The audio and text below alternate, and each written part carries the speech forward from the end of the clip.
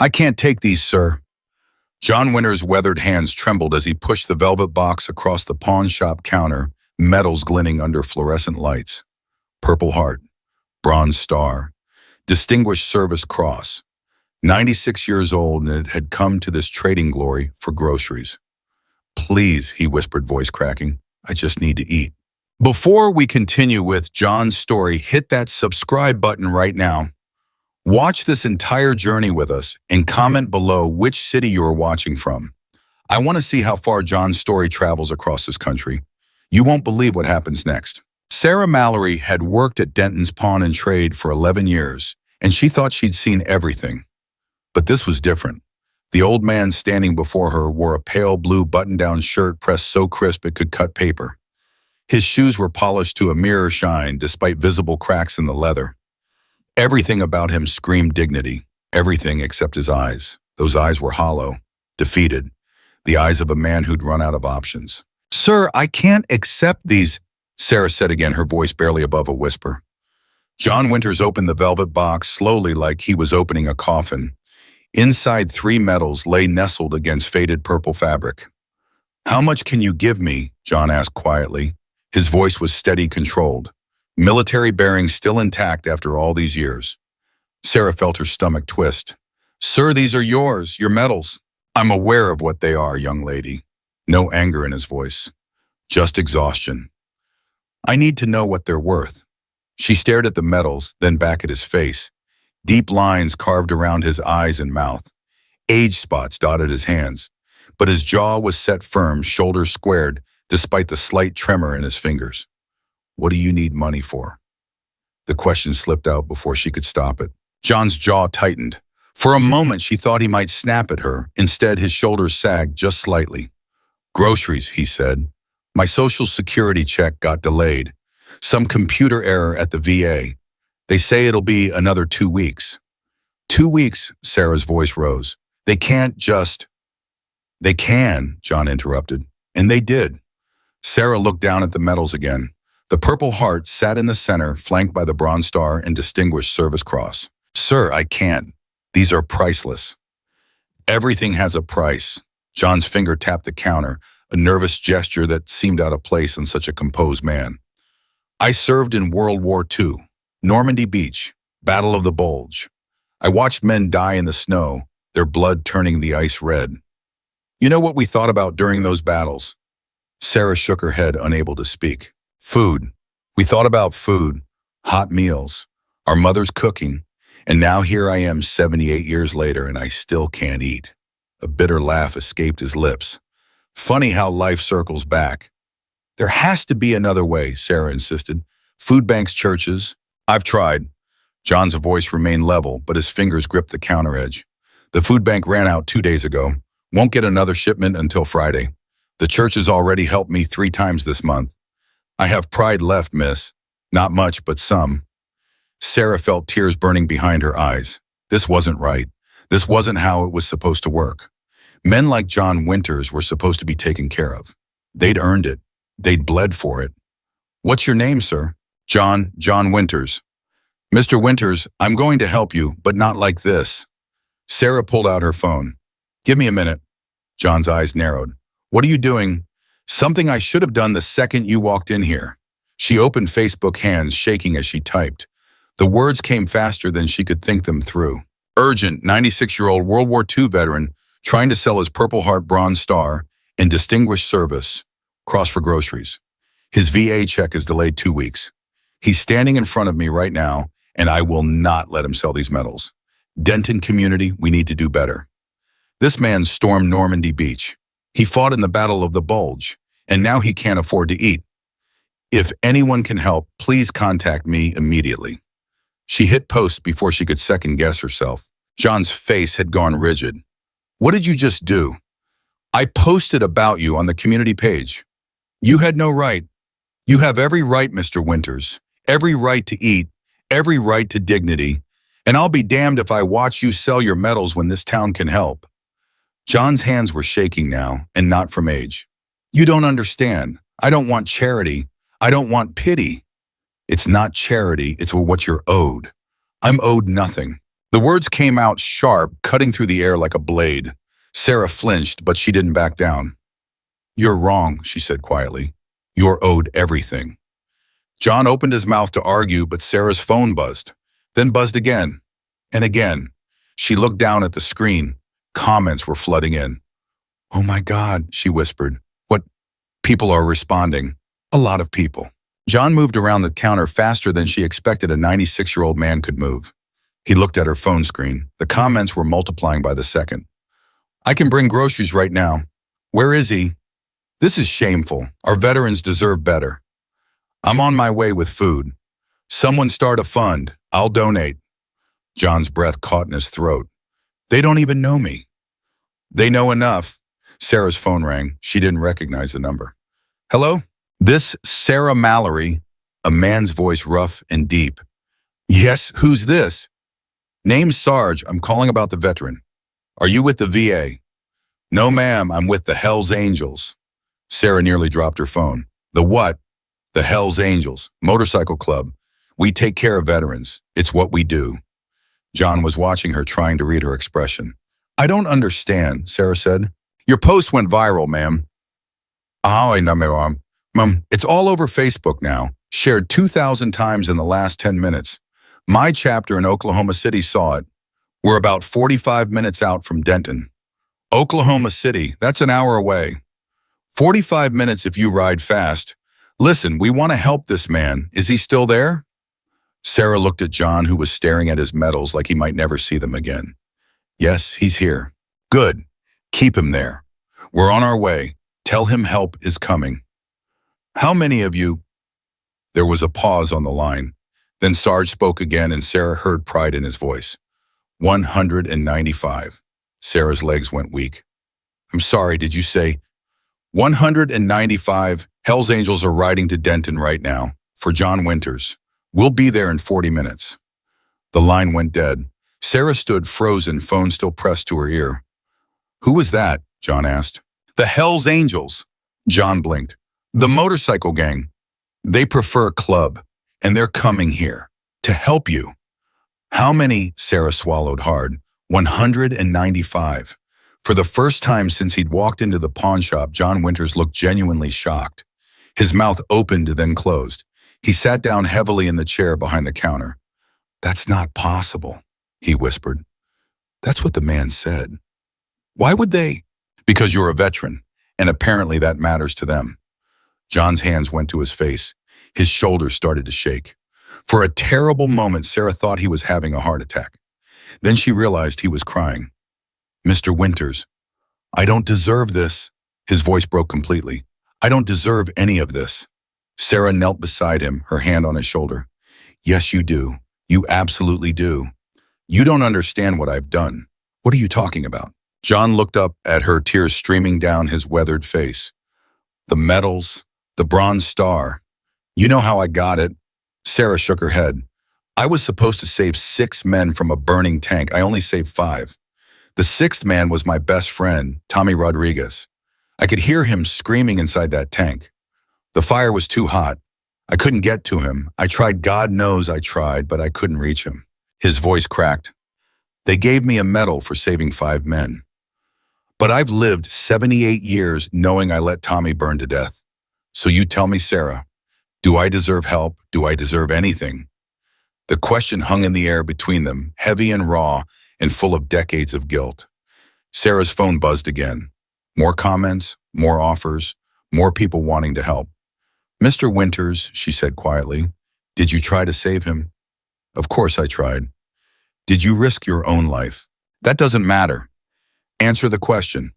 Did you risk your own life to save Tommy Rodriguez?" John's jaw worked. "Yes."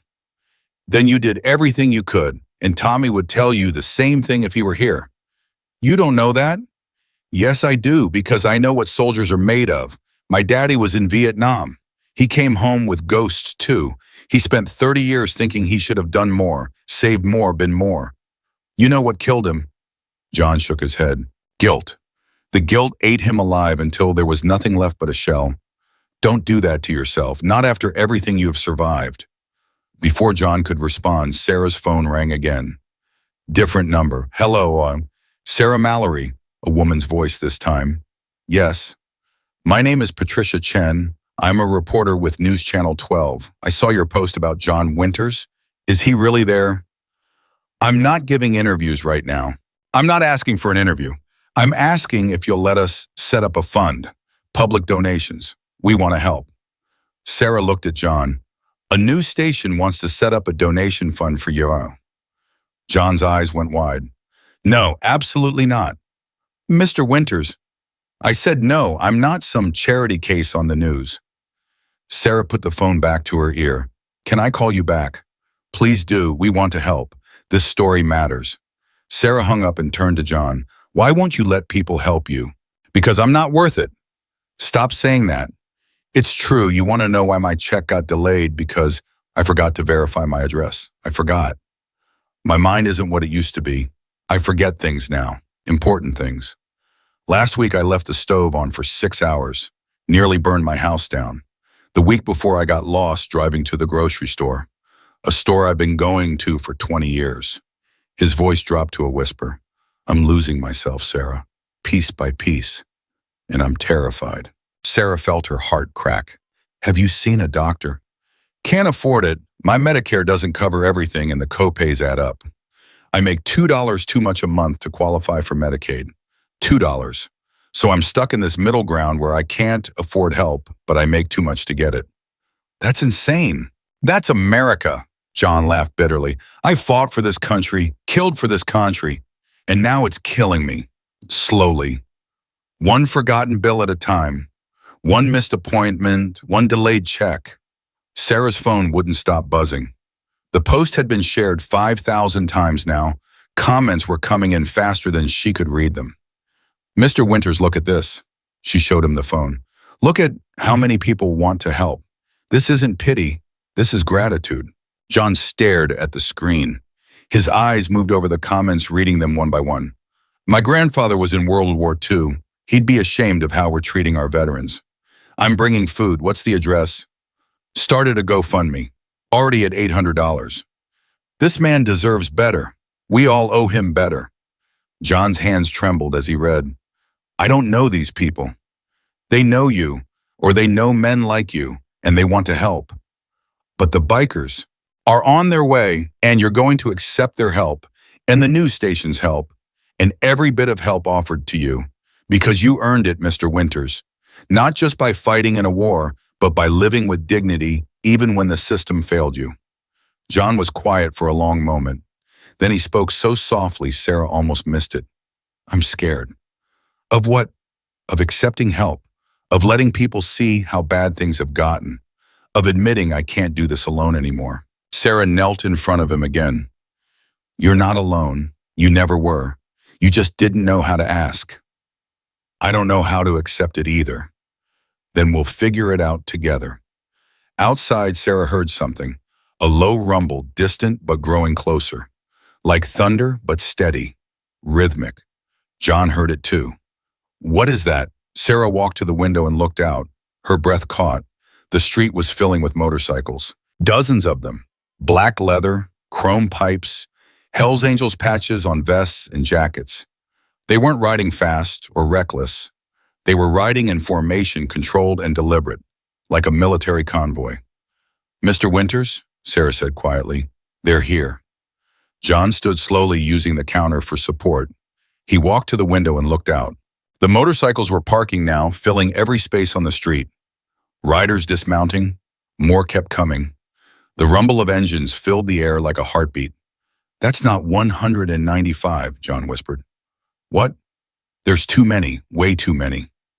Sarah counted. He was right. There had to be at least 250 motorcycles out there. The shop door opened. A man walked in, tall and broad-shouldered, wearing a leather vest covered in patches. His beard was gray, streaked with white. His eyes were sharp and assessing. John Winters? He asked. John straightened, old military bearing, kicking in automatically. That's me. The man extended his hand. Name's Sarge. I called ahead. John shook his hand and Sarah saw something pass between the two men. Recognition, understanding. The unspoken language of soldiers. You came, John said simply. Of course we came. You're a veteran. That makes you family. More bikers were filing into the shop now. The small space was filling fast with leather and denim and the smell of engine oil. I counted your bikes, John said. That's more than 195. Sarge grinned. Word spread fast. Oklahoma City chapter was supposed to be 195, but then Tulsa heard, and Wichita, and Kansas City, chapters from 4 states. Mr. Winters, 273 riders, all for you. John's legs buckled. 2 bikers caught him easing him into a chair. I don't understand, John whispered. Why? A younger biker stepped forward, couldn't have been more than 30. My grandfather was at Normandy, didn't make it off the beach. Every time I ride for him. When I heard about you, I knew I had to come. An older biker spoke up next, his voice rough from years of cigarettes. I'm Vietnam. Nobody thanked us when we came home. Nobody helped us.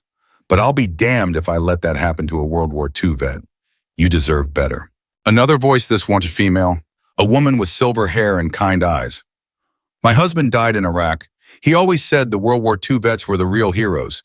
He'd want me here. One by one, the bikers spoke. Each had a reason, a connection, a debt they felt they owed. John listened to all of them, tears streaming down his face. He didn't try to hide them anymore. Sarge knelt in front of John's chair, putting them at eye level. Mr. Winters, we're not here for charity. We're here because you're owed. This country owes you, and we're going to make sure you get what you're owed. I just needed groceries, John said weakly. We know, and you're going to get groceries. But first, we need to talk about your house. John's eyes widened. How do you know about my house? Your neighbor, Mrs. Patterson, saw the Facebook post. She called us, said your roof's been leaking for 6 months, said you've been putting buckets in the attic to catch the water. John's face flushed red. That's none of your... And she said your furnace is shot and your porch steps are rotting through and you're too proud to ask for help fixing any of it. I can handle my own. No, you can't. Sarge's voice was gentle but firm. And that's okay. None of us can handle everything alone. That's why we've got each other. A biker near the door spoke up. I'm a roofer. I can fix that leak. Another voice. I do HVAC. I'll get you a new furnace. I'm a carpenter. Those steps are as good as done. I'm an electrician. Let me check your wiring while we're at it. The offers came faster than Sarah could track. Plumbers, painters, landscapers. Every trade imaginable, all volunteering their time. John was shaking his head. I can't accept all this. It's too much. Sarge gripped John's shoulder. Listen to me. You were 19 years old when you hit that beach in Normandy. 19. Most of these kids today can't even do their own laundry at 19. But you ran into gunfire. You watched your friends die. You carried wounded men through minefields. You earned every bit of help we're offering and more. But no buts. This is happening. The only question is whether you're going to fight us on it or accept it with grace. John looked around the shop at all the faces staring at him. I'm staring at him. Hard men and women with soft eyes, rough exteriors hiding tender hearts. Why do you all care so much? He asked. The female biker who'd lost her husband in Iraq stepped forward. Because if we don't take care of our veterans, who will? The government clearly isn't. So it falls to us, and we're honored to do it. Sarge stood up addressing the crowd. All right, listen up. We need teams. Roofing team meet in the parking lot in 5. HVAC and electrical same. Carpentry, you're with me. The rest of you were going grocery shopping. Wait, John said. My medals. Sarah picked up the velvet box from the counter and placed it firmly in John's hands. These stay with you, where they belong. John clutched the box to his chest like a lifeline. Sarge pulled out his phone. What's your address, Mr. Winters? John gave it to him, voice numb with shock. Good. Half the crew's going to your house to start work. The other half is taking you shopping. And I mean real shopping, not just bread and milk. We're filling that pantry. I can't afford. You're not paying. The club is. We took up a collection before we even left Oklahoma City. Raised $4,000 in 20 minutes. John's mouth fell open. 4,000. And that's just the start. The GoFundMe is at 12,000 now. News stations from Dallas and Oklahoma City want to cover the story. This is bigger than groceries, Mr. Winters. This is about showing this country how we treat our heroes. Sarah's phone rang again. News Channel 12. I should take this, she said. Take it, Sarge said. We've got John. Sarah answered as she walked to the back room. Hello. Sarah, it's Patricia Chen again. We want to do a live broadcast from the pawn shop. Can we come now? There are 273 bikers here. Even better, this is exactly the story we need. Real Americans taking care of their own. Can we come? Sarah looked back at John, surrounded by bikers who were planning his home repairs like a military operation.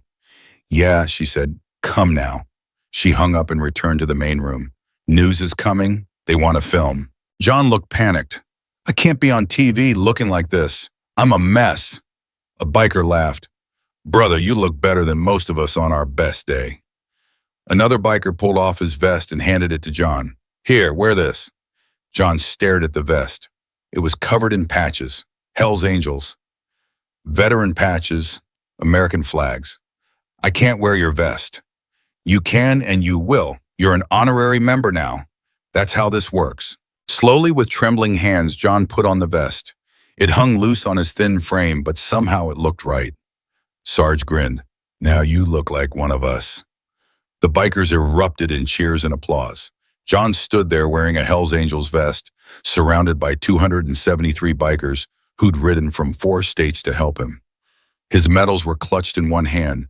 Tears streamed down his face. I don't know what to say, he whispered. Sarge put his arm around John's shoulders. You don't have to say anything. Just let us help. That's all we ask. Outside, the rumble of more motorcycles filled the air.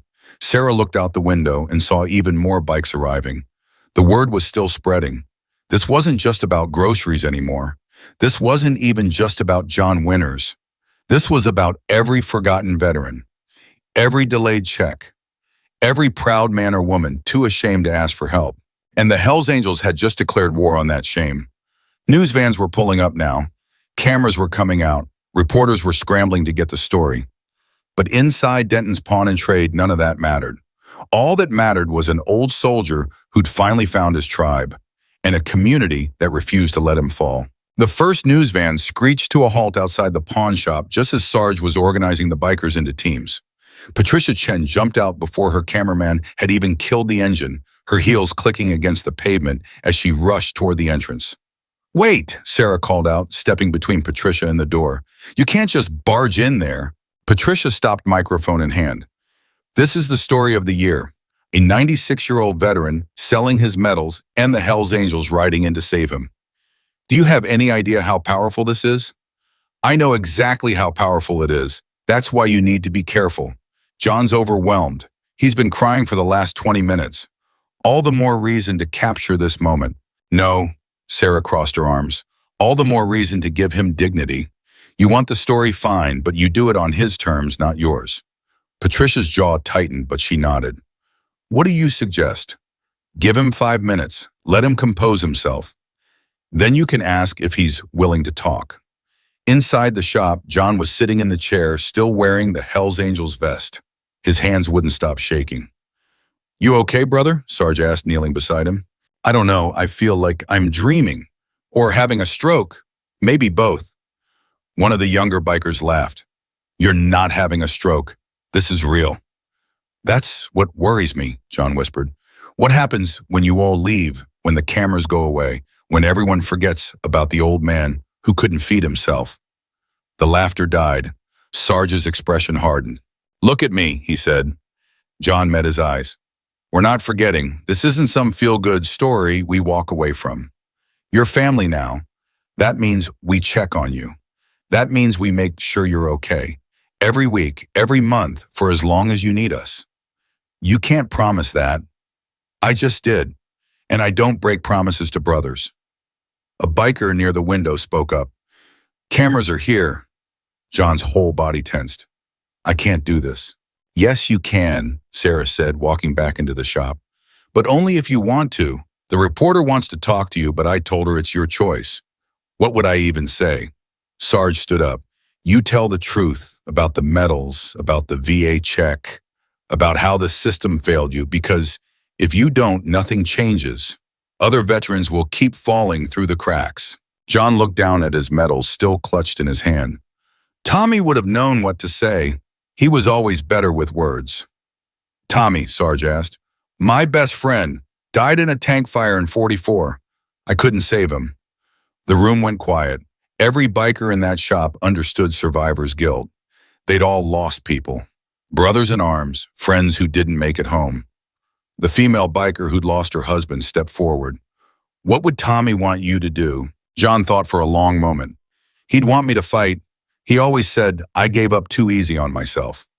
Then fight, talk to that reporter, tell the world what's happening to veterans. Make them listen. John took a deep breath and stood up. His legs were still shaky, but his jaw was set. Okay, he said. I'll do it. Sarah opened the door. Patricia Chen walked in slowly, her cameraman following. She'd left the aggressive reporter persona outside. Now she just looked like a woman who cared. Mr. Winters, she said softly. I'm Patricia Chen.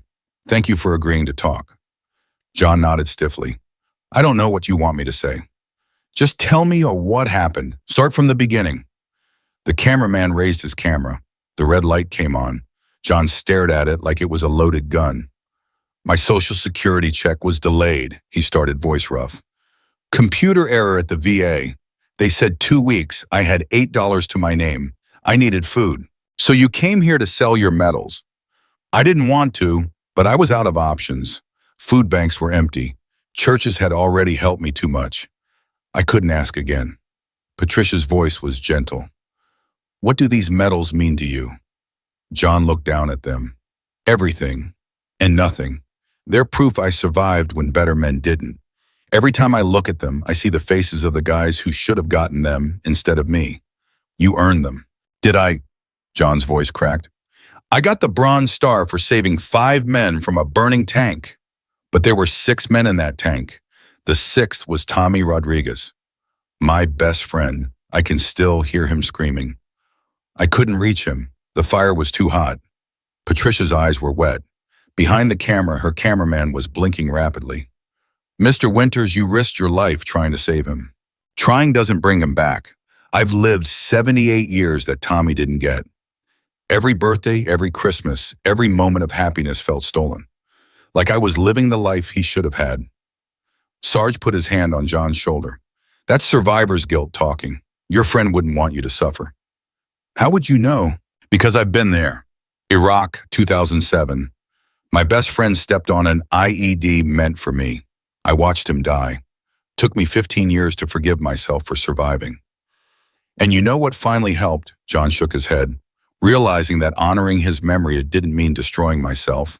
It meant living well, living fully, for both of us. John's shoulders started shaking again. Patricia gestured to her cameraman to keep rolling. Mr. Winters, she said, what do you want people to know? He looked directly at the camera. I want them to know this isn't about me. There are thousands of veterans out there right now who are one missed check away from homelessness, one medical bill away from bankruptcy. The system is broken, and we're the ones paying for it. What needs to change? Everything. The VA needs to process checks faster. Medicare needs to cover more.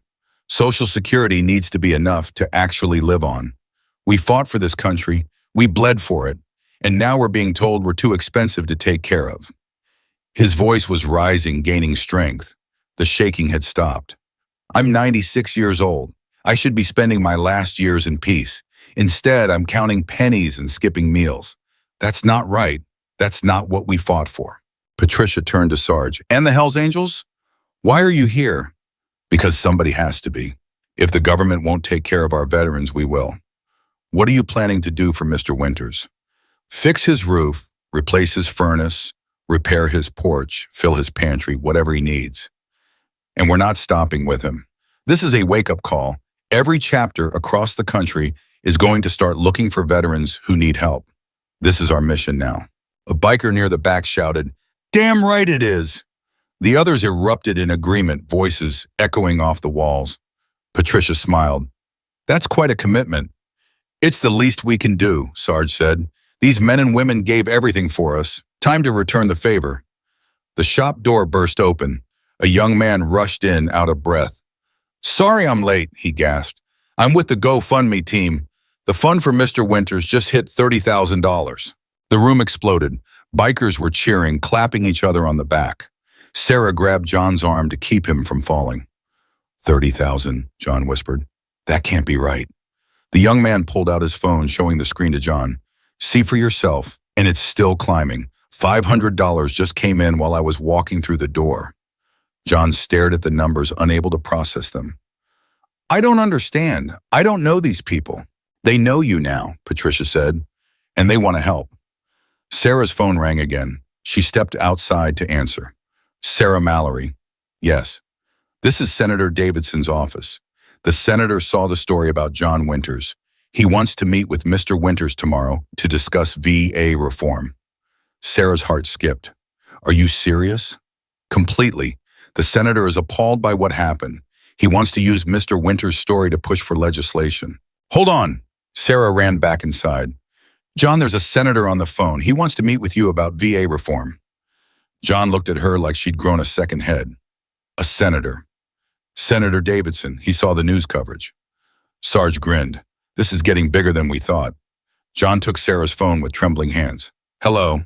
Mr. Winters, this is Senator Davidson. First, let me say thank you for your service. Second, I want to apologize on behalf of our government for failing you. I don't need apologies. I need change. And you'll get it. I'm introducing a bill next week to reform VA check processing. No more delays, no more computer errors. If your check is late, you get an emergency advance within 24 hours. John sat down hard. You'd do that? I should have done it years ago. Your story opened my eyes. How many other veterans are suffering in silence? Too many. Then help me fix it. Come to Washington. Testify before Congress.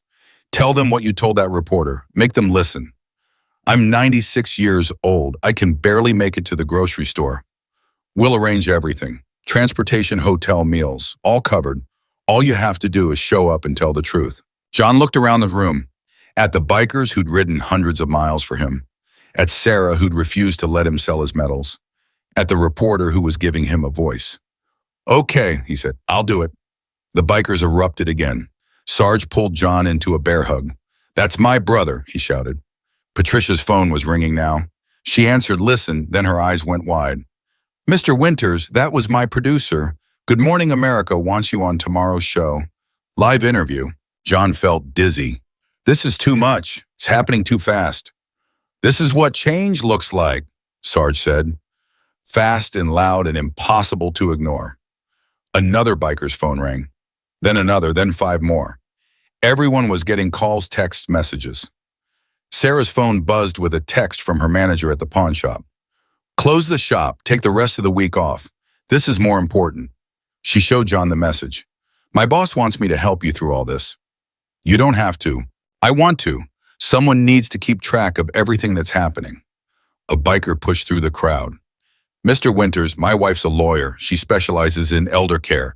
She wants to help you set up a trust for the GoFundMe money. Make sure it's protected. Another voice. My sister works at the VA. She's already filed an emergency claim for your delayed check. Should be processed by tomorrow. I run a home care service, a female biker said. We'll send someone good to check on you 3 times a week. No charge. The offers kept coming faster than John could process.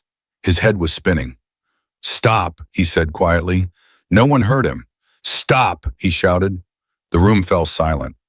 John stood up, swaying slightly. I need air, please. I just need a minute. Sarge immediately cleared a path. Give him space. Everyone out. The bikers filed out quickly, no arguments. Within 30 seconds, the shop was empty except for John, Sarah, and Sarge. John walked to the window, staring out at the crowd of motorcycles and news vans. This morning I woke up alone, he said. I ate half a can of soup for breakfast because that's all I had. I spent 2 hours working up the courage to bring my medals here. I thought I was invisible. Forgotten. You're not, Sarah said. I know that now. But it's terrifying. All these people looking at me expecting something. What if I let them down? Sarge walked over to stand beside him. You won't. How can you be sure about? Because you already did the hardest part. You asked for help. Everything else is just details. John's reflection stared back at him from the window. An old man in a Hell's Angels vest surrounded by more support than he'd had in decades. I wish Tommy could see this, he whispered. Maybe he can, Sarge said. Maybe that's why it's happening. Maybe he's been watching out for you all along, waiting for the right moment. You believe in that stuff, heaven and angels. I believe in brothers looking out for each other, whether they're here or gone. Outside, a commotion started, voices raised, shouting. Sarah looked out the window. Oh no. What? John asked. There's a man out there. He's yelling at the bikers. Says this whole thing is a publicity stunt. Sarge's jaw tightened. Stay here. He walked outside. Sarah and John watched through the window. The man was in his 50s, red-faced and angry. This is fake. These bikers don't care about veterans. They're just using this old man for attention. Sarge walked up slowly, hands visible, non-threatening. Who are you? Name's Keith Brennan. I'm a veteran too. Marines, and I'm calling bullshit on this whole show. What makes you think it's fake? Because where were you all when I needed help? Huh? Where were the Hells Angels when I lost my house? When I was sleeping in my car, I didn't get any GoFundMe. I didn't get any news coverage. Just him. He pointed at the pawn shop. Just the cute old World War II guy with his medals. The other bikers were getting agitated, but Sarge held up his hand, keeping them back. You're right, Sarge said. Keith blinked. What? You're absolutely right. We should have been there for you too, and we weren't. That's on us. I don't want your pity now. Not pity, help. When's the last time you ate? Keith's anger faltered. What? When's the last time you had a real meal? I don't see how that's... Answer the question, Marine. Keith's shoulders slumped. 2 days ago, Sarge turned to the other bikers. Who's got food? 5 bikers immediately pulled out sandwiches, protein bars, water bottles. They handed them to Keith without a word. Keith stared at the food, then at Sarge. I don't understand. You're a veteran. That makes you family. And we failed you. We're going to fix that right now. What do you need? I need a job. I need a place to live. I need... His voice broke. I need people to stop looking at me like I'm trash. Done. Jake, you still hiring at the construction company? One of the bikers stepped forward. Always got room for a Marine. Can you start Monday? Keith nodded, unable to speak. Lisa, your rental property's still vacant. The female biker who'd lost her husband spoke up. First month free for a veteran. Sarge looked back at Keith. That worked for you. Keith's face crumpled. He started crying right there in the middle of the street. Inside the pawn shop, John watched with tears streaming down his face. That could have been me, he whispered, angry and alone, thinking nobody cared. Sarah put her hand on his shoulder. But it's not you, and it's not going to be him either. Not anymore. Sarge brought Keith inside. The Marine's face was blotchy from crying. Mr. Winters, Sarge said, this is Keith Brennan, Marines Afghanistan veteran. He's joining the family. John stood up and extended his hand. Keith shook it. Thank you for your service, John said. Keith laughed bitterly. I should be saying that to you. We both served. That's all that matters. I came here to cause trouble. I was angry. You had every right to be angry. The system failed you too. Keith looked at the medal still sitting on the counter. Bronze Star Distinguished Service Cross. You're a real hero. No, I'm just a man who survived, same as you. I don't have any medals. Doesn't matter. You wore the uniform. You served. That's enough. Something shifted in Keith's expression. The anger drained away, replaced by something softer. Hope, maybe. Patricia Chen was filming everything. Her cameraman had tears on his cheeks. This is incredible, she whispered to Sarah. This is what America should be. This is what it can be, Sarah corrected, when we decide to take care of each other. Sarge's phone rang. He answered, listened, then his face broke into a huge grin. Mr. Winters, you're not going to unbelieve this. What now? That was the CEO of Harley-Davidson. They want to give you a motorcycle. John laughed in disbelief. I'm 96 years old. I can't ride a motorcycle. It's symbolic. They want to honor you at their headquarters in Milwaukee, fly you out, put you up in a hotel, give you a custom bike with your name on it. This is insane. This is momentum, and we're riding it all the way to Washington. More phones were ringing, more offers coming on in. A mattress company wanted to donate a bed. A grocery chain wanted to provide free food for life. A medical supply company wanted to send a home health aide. John sat back down, overwhelmed. I can't keep track of all this. Sarah pulled out a notebook. I will. Every offer, every call, every commitment. I'll write it all down. Why are you doing this? Because somebody has to, and because you matter. You don't even know me. I know enough. I know you're a good man who got dealt a bad hand. I know you deserve better. That's all I need to know. A young woman pushed through the crowd outside and knocked on the door. Sarah let her in. Are you John Winters? The woman asked. Yes. My grandfather was at Normandy. He died when I was 10. I never got to thank him for what he did. So I'm thanking you instead. She handed him an envelope. There's $500 in there. It's everything I have in my savings. Please take it. I can't accept this. Yes, you can. Because if my grandfather were alive and needed help, I'd want someone to do the same for him. She hugged John quickly, then left before he could argue. John opened the envelope. 5 $100 bills. She gave me everything, he whispered. People are good, Sarge said. We just forget sometimes. Take something like this to remind us. The door opened again. An elderly woman walked in using a walker. Mr. Winters, my name is Dorothy Chen. I'm Patricia's mother. I was a nurse during Korea. I heard what happened to you and I had to come. She pulled out a small box and handed it to John. Inside was a nursing corps pin from the Korean War. This was mine, she said. I want you to have it, to remind you that you're not alone. We all served, we all sacrificed, and we all deserve better. John couldn't speak. He just held the pin staring at it. Dorothy leaned on her walker, looking him in the eye. Fight for us, John. When you go to Washington, fight for all of us. The forgotten ones, the delayed checks, the denied claims. Make them hear us. I will, John managed. I promise. Dorothy smiled. I know you will. You're a fighter. I can see it in your eyes. She patted his hand and walked back out.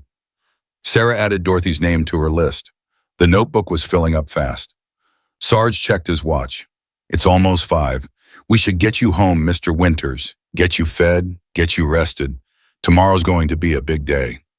John nodded, exhausted. Can you walk? Sarge asked. I think so. But when John tried to stand, his legs wouldn't cooperate.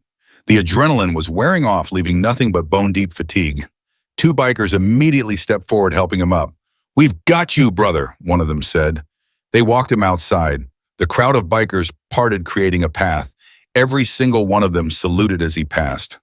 John stopped halfway through, looking at all the faces, young and old, men and women, all united by one thing: respect. Thank you, he said, voice carrying across the street. All of you. Thank you. The bikers didn't cheer this time. They just stood there, hands raised in salute, honoring the man they'd come to help. Sarge led John to a motorcycle with a sidecar. Ever ridden in one of these? Not since 1946. Then you're overdue. They helped John into the sidecar, making sure he was secure. Sarah climbed on the back of another bike. The convoy started moving, 273 motorcycles escorting John Winters home. People came out of their houses to watch. They lined the streets, phones out filming. John waved at them and they waved back. For the first time in longer than he could remember, John Winters didn't feel invisible. He felt seen. He felt valued.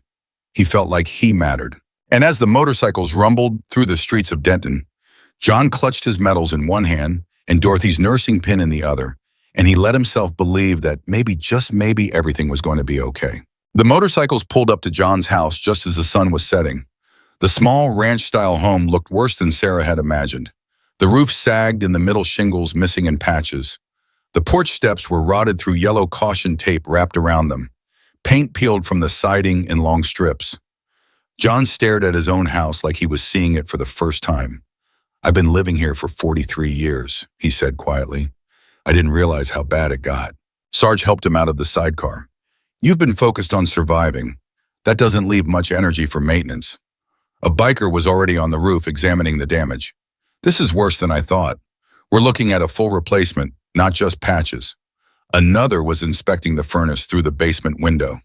This thing's from 1978. It's a miracle it still runs. John's hands trembled as he pulled out his keys. I should warn you, it's not clean inside. I haven't had the energy to... We don't care about that, Sarge interrupted. We're here to help, not judge.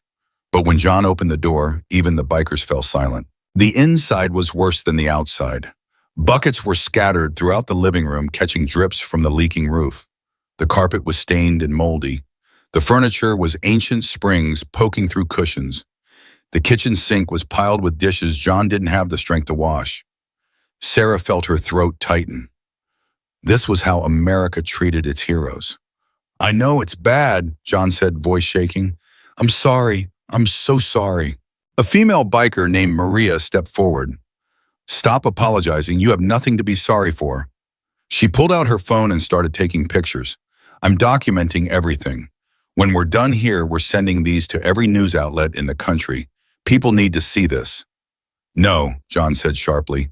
"Please. I have some pride, lad." "This isn't about pride. This is about accountability. The government did this to you. They need to answer for it." Sarge put his hand on Maria's shoulder. "Later. Right now we focus on fixing, not documenting." Maria nodded reluctantly and put her phone away. The bikers spread throughout the house assessing damage. Every room had something wrong. The bathroom ceiling had a hole. The bedroom window was cracked. The refrigerator was nearly empty, just half a jar of peanut butter and some expired milk. John sat down heavily on the couch springs, groaning beneath him. "I used to keep this place perfect. Martha would be ashamed if she saw it now." "Who's Martha?" Sarah asked gently. "My wife. She died 9 years ago. Cancer. After she passed, I just couldn't find the energy to keep up with everything." "Did she get good care?" John's laugh was bitter. "We spent our entire savings on treatments insurance wouldn't cover. Sold the car, took out a reverse mortgage on this house, and she still died. All that money, all that suffering, and I couldn't save her either." The parallel to Tommy wasn't lost on anyone in the room. A biker named Carlos came up from the basement. "John, when's the last time you had hot water?" 3 months ago, the heater broke. I've been boiling water on the stove for baths." Carlos swore under his breath. "That's getting fixed tonight." "I can't afford." "You're not paying. How many times do we have to tell you that?" Sarah's phone rang. She stepped outside to answer. "Sarah, it's Patricia Chen. The story just aired on the 6 o'clock news. We're getting calls from everywhere. The governor's office wants to make a statement. The VA secretary is claiming they're investigating." "This is exploding." "Good. It should explode." "There's something else. We got a call from a man named Richard Winters. Says he's John's son." Sarah's blood ran cold. John never mentioned a son.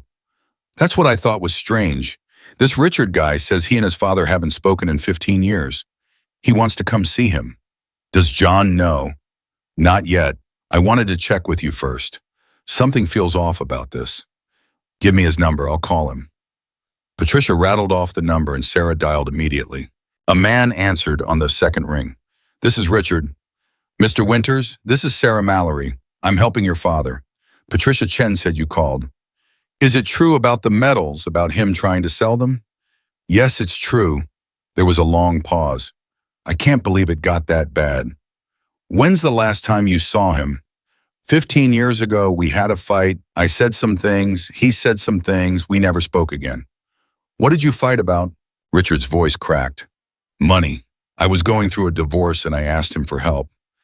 He said no, said he and Mom had their own problems. I called him selfish, told him he was a terrible father. I was angry and broke, and I took it out on him." "And you never reached out again?" "I tried. 3 years ago, I sent him a letter, apologizing, asking if we could talk. He never responded." Sarah felt her chest tighten. He might not have gotten it. His mind isn't what it used to be. He forgets things. "Is he okay mentally? I mean, he has good days and bad days. Today's been overwhelming. Can I see him? I know I don't deserve it, but I need to see my father." Sarah looked back at the house. Through the window, she could see John sitting on the couch, surrounded by bikers who were treating him like family. "Let me ask him." "But Richard, if you come here and hurt him, these bikers will destroy you. Just so we're clear." "I understand. I just want to make things right." Sarah hung up and went back inside. John was eating a sandwich one of the bikers had made him, tears streaming down his face. "I forgot what real food tasted like," he whispered. "John," Sarah said carefully, "there's something I need to tell you." He looked up at her and she saw fear flash across his face. "What's wrong?" "Your son called, Richard. He saw the news. He wants to come see you. The sandwich fell from John's hands. His face went pale. No, he said. Absolutely not. John, how are you? I said no. That boy made his choice 15 years ago. He doesn't get to come back now just because I'm on TV. Sarge knelt in front of him. What happened between you two? He asked me for money during his divorce. I just spent everything we had on Martha's treatments. We had nothing left to give. He called me selfish, said I never cared about him, said Martha and I were always more concerned with ourselves than with our only son. Did you try to explain about Martha? He didn't want to hear it. He said his problems were more important than ours, that we were old and had already lived our lives. He was only 40. He deserved help more than we did. The bikers exchanged glances. This was complicated. What did you do? Sarge asked. I told him to leave, and he did. I haven't seen him since. He says he sent you a letter 3 years ago. John's face scrunched up, trying to remember. A letter? I don't recall any letter. Sarah's heart sank. The memory loss was worse than she thought.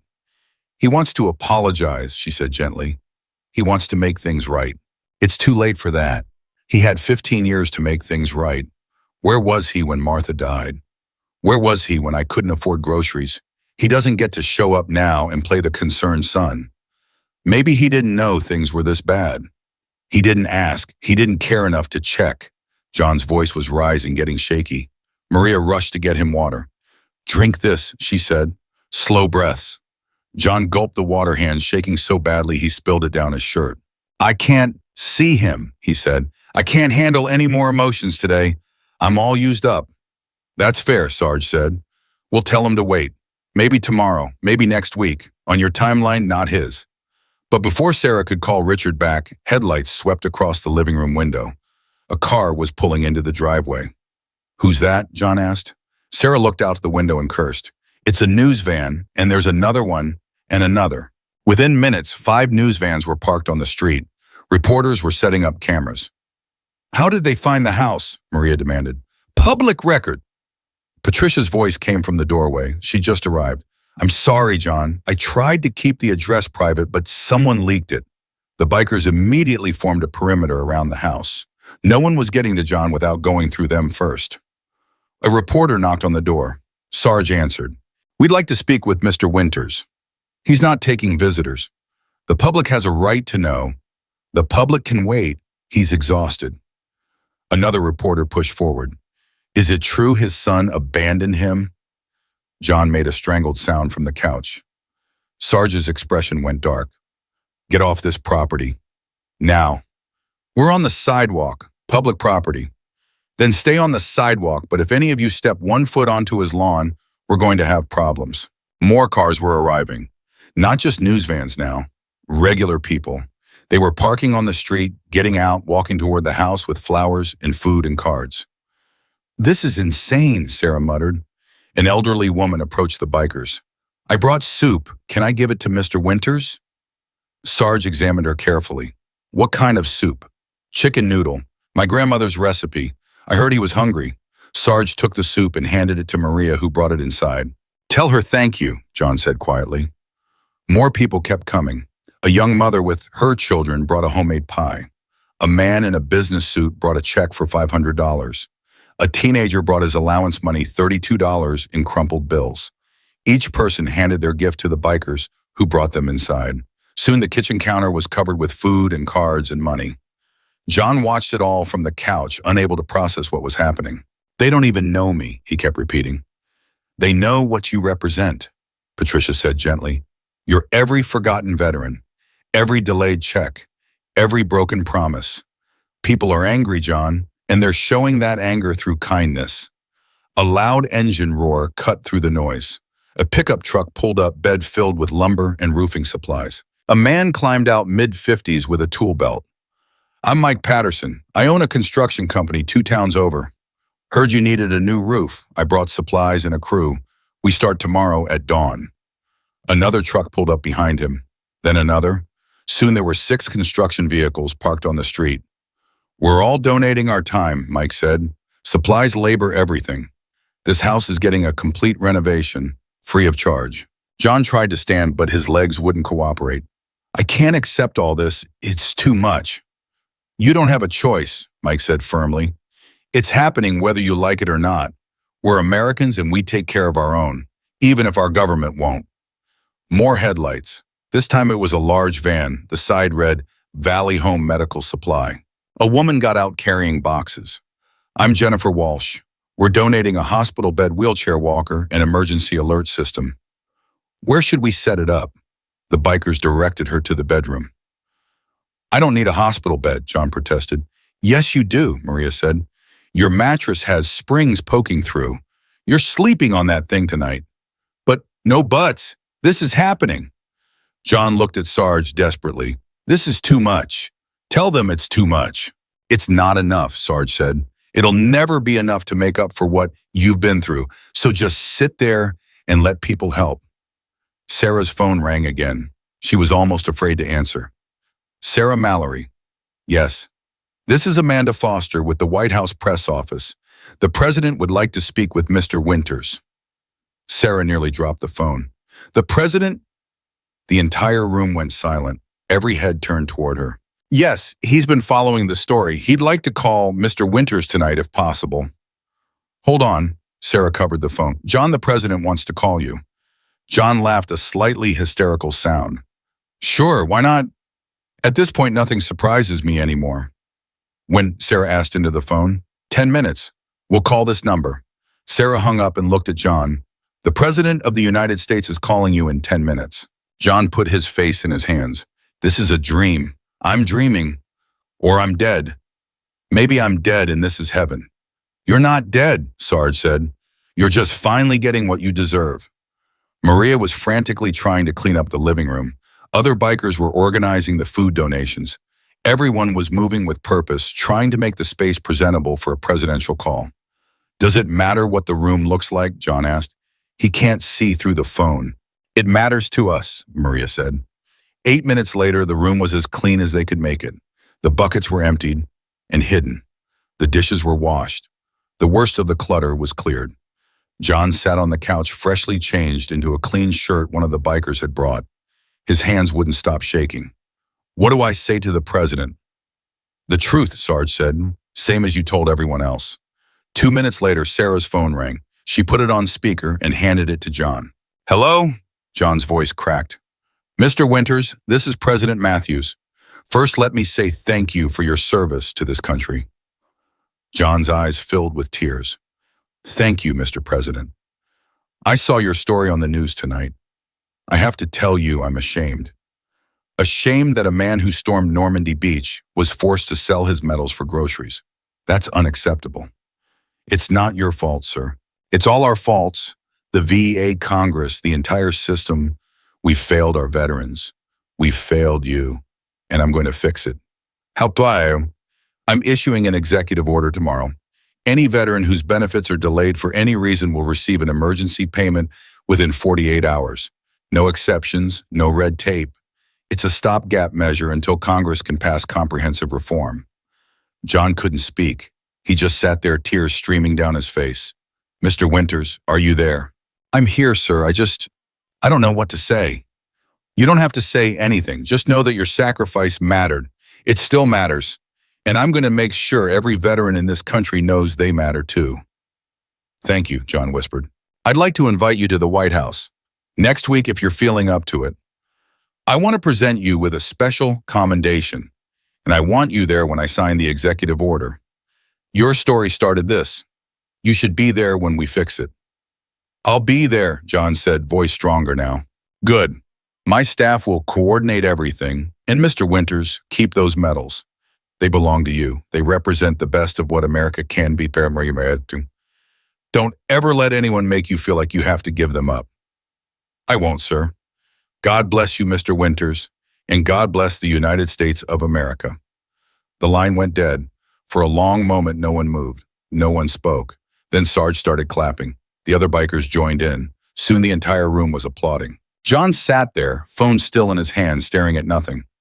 I'm going to the White House, he said softly. The president invited me to the White House.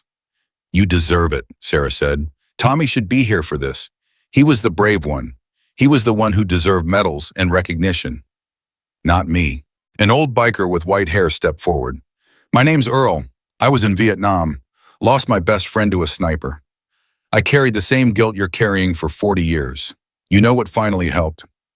John shook his head, realizing that my friend didn't die so I could spend the rest of my life miserable. He died so I could live, really live. Honor his sacrifice by being happy, by accepting good things when they come, by believing I deserve them. But I couldn't save him.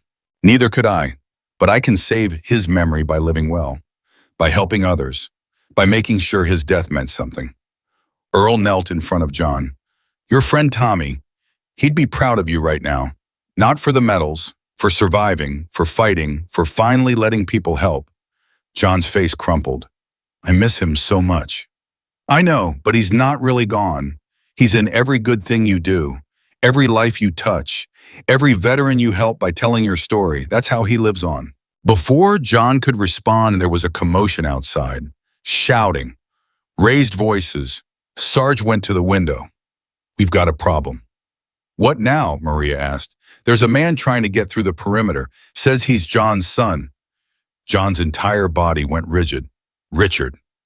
Should we let him through? Sarge asked. I don't know if I can handle this right now. Sarah looked out the window. Richard Winters stood at the edge of the property arguing with two bikers. He was in his mid-50s, graying hair, wearing a rumpled suit. His face was red and tear-stained. Please, Richard was saying, I just need to see my father.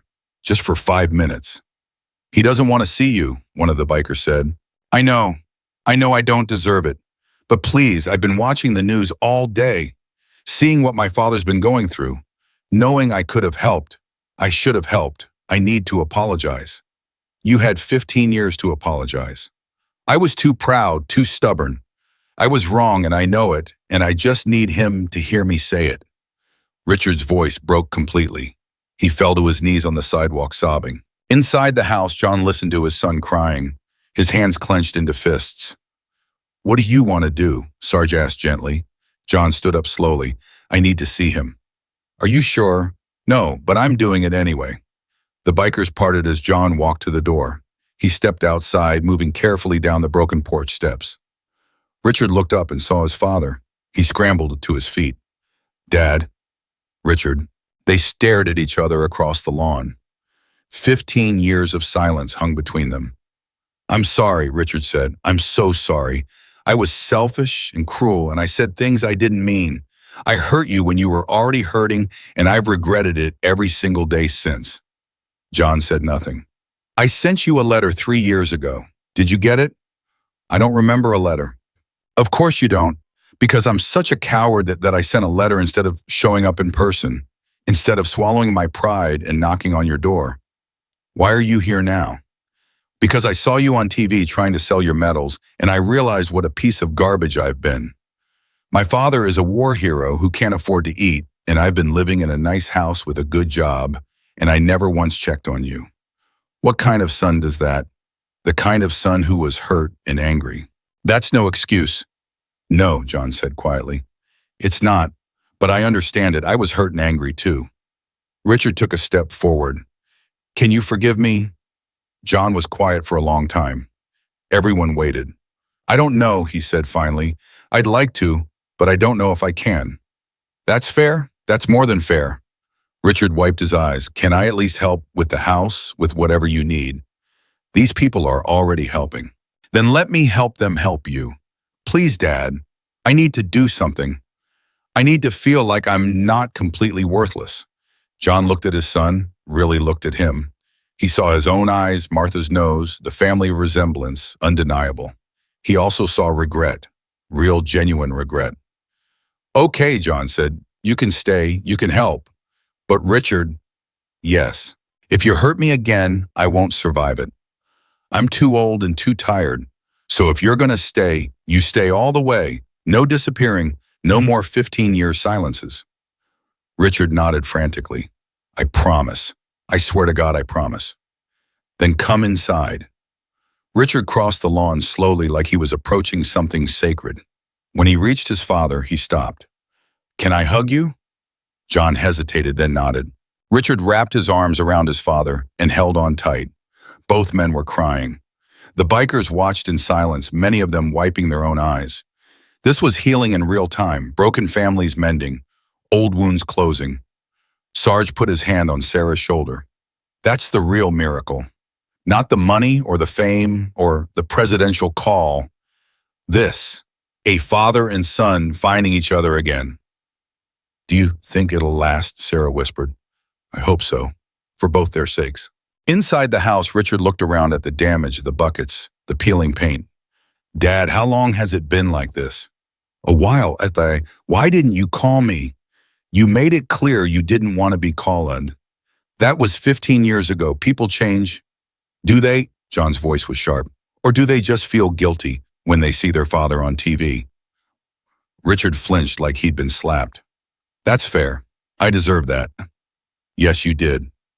They stood there, the air thick with tension. Maria broke the silence. Anyone hungry? We've got enough food to feed an army. The tension broke slightly. Richard laughed, watery and weak. I could eat. The bikers set out the donated food on every available surface. There were casseroles and pies and sandwiches and fruit and more cookies than anyone could count. John sat down with a plate, Richard beside him. They ate in awkward silence while the bikers moved around them, continuing to organize and plan the renovation. Good Morning America wants you at 6 a.m., Sarah reminded John. We should get you to bed soon. I don't think I can sleep. Try anyway. Tomorrow's going to be even crazier than today. John looked at the hospital bed that had been set up in his room, brand new with clean sheets and a remote control. I don't deserve any of this, he said for the 100th time. And for the 100th time, someone corrected him. Yes, Richard said quietly. You do. John didn't sleep. He lay in the hospital bed staring at the ceiling, listening to the sounds of bikers working throughout his house. Hammers, drills, quiet conversations. At 3 a.m, someone was still fixing his plumbing. Richard had fallen asleep in a chair beside the bed, head tilted at an awkward angle, snoring softly. John watched his son sleep and felt something crack open inside his chest. 15 years of anger, and the man still looked like the little boy who used to crawl into bed during thunderstorms. You awake? Sarge's voice came from the doorway. Yeah. Can't sleep either. Too much going on in my head. Sarge pulled up another chair. Want to talk about it? John was quiet for a moment. I keep thinking about what happens after. After what? After the news cameras leave. After the bikers go home. After everyone forgets about the old man who tried to sell his medals. We're not forgetting. Everyone says that. But life moves on. People get busy. And I'll be right back here by waiting for the next check to get delayed. You really think we'd let that happen? I think people mean well. But meaning well and following through are different things. Sarge leaned forward, elbows on his knees. Let me tell you something about the Hells Angels. We're not a charity organization. We're not here because it makes us feel good. We're here because we take care of our brothers. And once you're a brother for life. I'm not a Hells Angel. You are now, whether you ride or not. You're family, and family doesn't disappear. Richard stirred in his sleep, mumbling something incoherent. What about him? John asked, gesturing to his son. What happens when the guilt wears off and he remembers why he left in the first place? Do you want him to leave? I don't know what I want. Part of me wants to forgive him. Part of me wants to tell him to go to hell. Both can be true. How do I know he means it this time? You don't. You have to take a leap of faith. John laughed bitterly. I'm 96 years old. I don't have enough time left for leaps of faith. Then make the time you have count. Die angry and alone or die with your son by your side. Your choice. Before John could respond, his phone rang. Sarah's number at 3 a.m. Hello. John, I'm so sorry to call this late, but you need to see this. Sarah's voice was tight with emotion. See what? The GoFundMe. It just hit $100,000. The phone nearly slipped from John's hand. That's not possible. I'm looking at it right now. $103,642. And it's still climbing. Richard jerked awake. What's happening? Someone just donated $10,000, Sarah continued. Anonymous. The note says, for every veteran who ever went hungry, thank you for your service. John couldn't breathe. His chest felt tight. John, are you okay? Sarge was on his feet. I need air. They helped him out of bed, out of the room onto the newly repaired back porch. The night air was cool, stars overhead. The sound of power tools had finally stopped. $100,000, John whispered. What am I supposed to do with $100,000? Live, Sarge said simply. Just live. I don't know how anymore. I've spent so long just surviving. Richard appeared in the doorway, rubbing sleep from his eyes. Dad, are you all right? I don't know. I honestly don't know. The GoFundMe hit 100,000, Sarge explained. Richard's eyes went wide. Jesus. Don't take the Lord's name in vain, John said automatically, then laughed at himself. Listen to me. After everything, I'm still worried about language. Some habits die hard, Richard said. He moved to stand beside his father, keeping a respectful distance. Mom used to yell at me for that too. She had strong opinions about proper speech. She had strong opinions about everything. For the first time in 15 years, John smiled, thinking about Martha. Yes, she did. I'm sorry I wasn't there when she died. The smile disappeared. So am I. I didn't know she was sick. If I had known, would you have come? Richard opened his mouth, then closed it, honest enough to admit he didn't know. That's what I thought, John said. I was angry, Dad. I was going through hell with the divorce and I took it out on you, and I'm sorry. I'm so sorry. You said that already. I'll keep saying it until you believe me. It's not about believing you. It's about trusting you. And trust takes time. How much time? However long it takes. Sarah came outside, phone in hand. The news crews are setting up already. Good Morning America wants you ready in 2 hours. It's 3 a.m. I know, but they want footage of the bikers working on the house. They want to capture everything. John looked back at his house. Through the windows, he could see bikers moving around, still working, despite the hour. When do these people sleep? They're taking shifts, Sarge explained. Some sleep while others work. We'll have your roof done by noon. That's impossible. Watch us. A biker named Tommy walked out onto the porch. Sorry to interrupt, but John, we found something in your attic. What kind of something? A box. Looks old, military stuff. We didn't want to go through it without asking. John frowned. I don't remember putting anything in the attic. Could be Martha's, Richard offered. She was always storing things up there. They went inside and climbed the attic stairs. The space was cramped and dusty, but the bikers had already cleared out most of the water-damaged items. Tommy pointed to a green military footlocker in the corner. That one. John's breath caught. He knew that footlocker. Dad, Richard asked, what is it? That's Tommy's. Tommy Rodriguez, your friend who died. After the war, his family sent me his personal effects. They didn't want them. Said it hurt too much to look at. I put the box up here and never opened it. 78 years, Sarge said quietly. You've been carrying it for 78 years. John knelt in front of the footlocker. His hands shook as he reached for the latch. Are you sure you want to do this? Richard asked. No, but I'm doing it anyway. The latch clicked open. John lifted the lid. Inside were photos, letters, a harmonica, dog tags, and a journal. John picked up the journal with trembling hands. Tommy's handwriting on the cover, Thomas Rodriguez, Private First Class. He kept a journal, John whispered. I never knew. Maybe you should read it, Sarge suggested gently. John opened to a random page. The entry was dated December 1944, the Battle of the Bulge. Cold today. Johnny made us laugh by doing impressions of the sergeant. Kid's got a gift for comedy. Keeps our spirits up when everything else is trying to drag us down. Don't know what I'd do without him. John's vision blurred. He thought I kept his spirits up. He flipped to another entry, June 1944, right after D-Day. Johnny saved my life today. Pulled me behind cover when the bullets started flying. I froze. Just stood there like an idiot. But Johnny grabbed me and hauled me to safety. I owe him everything. Dad, Richard said softly. Keep reading. John found the last entry, the day before Tommy died. If something happens to me, I hope Johnny knows he's the best friend I ever had. He's the bravest man I know, even though he doesn't believe it. He saved 5 guys from a burning tank last week. They're giving him a medal. He deserves 100 medals. He deserves to make it home.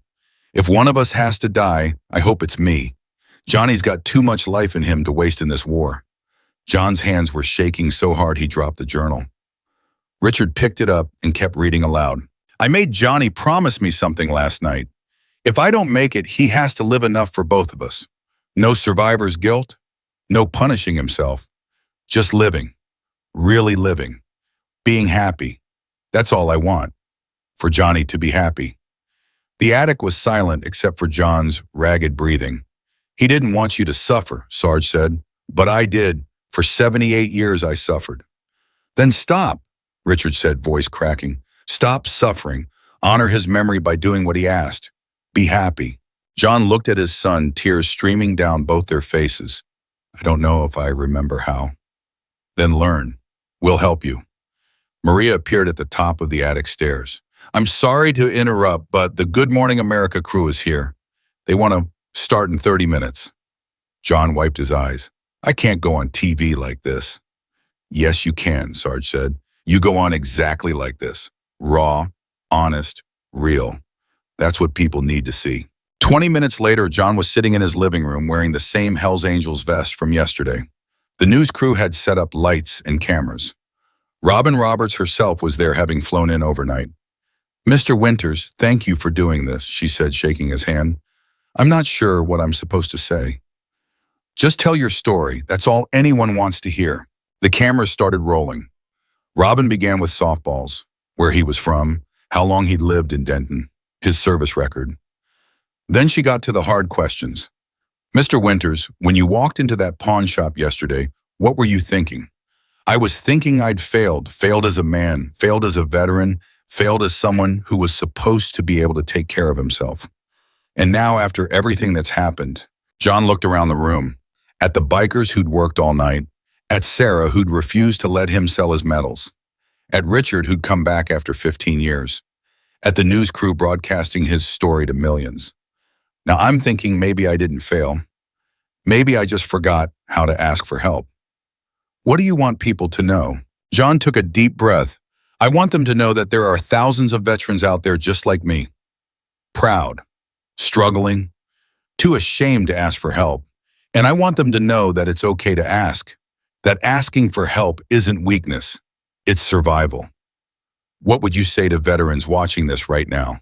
I'd say you're not alone. I thought I was alone. I thought nobody cared. But I was wrong. People do care. They just need to know you need help. So tell someone, call the VA, call a friend, call these bikers. He gestured to Sarge. Just don't suffer in silence like I did. Robin turned to Sarge. And the Hells Angels. What made your organization step up? This is what we do. We take care of veterans. It's not charity, it's duty.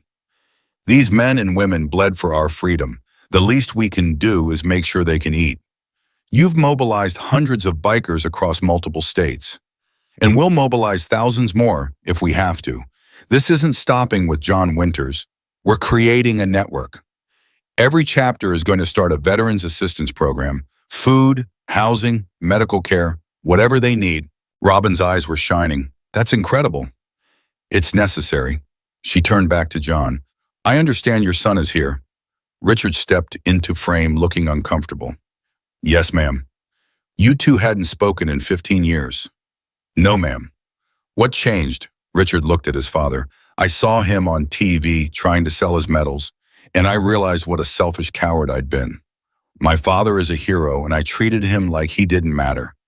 I'm here to make that right. Mr. Winters, how do you feel about your son being here? John was quiet for a long moment. I'm not sure yet. Part of me is angry. Part of me is grateful. Mostly I'm just tired of being angry. Life's too short. Are you willing to forgive him? I'm willing to try now. Robin smiled. That's all any of us can do. The interview continued for another 20 minutes. They talked about the GoFundMe, the presidential call, the outpouring of support. Finally, Robin asked the question John had been dreading. What about Tommy Rodriguez, the friend you mentioned trying to save? John's jaw tightened. What about him? Do you think he'd be proud of what's happening? John pulled out the journal he'd found in the attic. We found this last night, Tommy's journal. I never knew he kept one. He opened to the last entry and read it aloud, voice breaking on every other word. If one of us has to die, I hope it's me. Johnny's got too much life in him to waste in this war. Robin was crying openly now, so was her cameraman. He wanted you to live, she said softly. Yes. And have you really lived? John thought about the last 78 years. The guilt, the loneliness, the slow decline into poverty. No, he admitted, I've just been surviving. What are you going to do differently now? John looked at the journal, then at the bikers, then at his son. I'm going to try to be happy. For Tommy, for myself, for everyone who didn't make it home. Robin reached across and squeezed his hand. That's beautiful. After the interview ended, Robin stayed for another hour talking off camera. She told John about her own father, a veteran who'd struggled with PTSD. He never asked for help either, she said. Died alone in his apartment. We didn't find him for 3 days. I'm sorry. Don't be sorry. Just keep telling your story. You are saving lives right now. You know that, right? Some veteran is watching this and realizing they don't have to suffer alone. As Robin's crew packed up, more news vans arrived. CNN, Fox, MSNBC, local stations from 6 different states. This is insane, Sarah muttered. This is America, Sarge corrected. When we decide to pay attention, we pay attention. John did 3 more interviews before noon. Each time he got a little stronger, a little more comfortable. His message never wavered.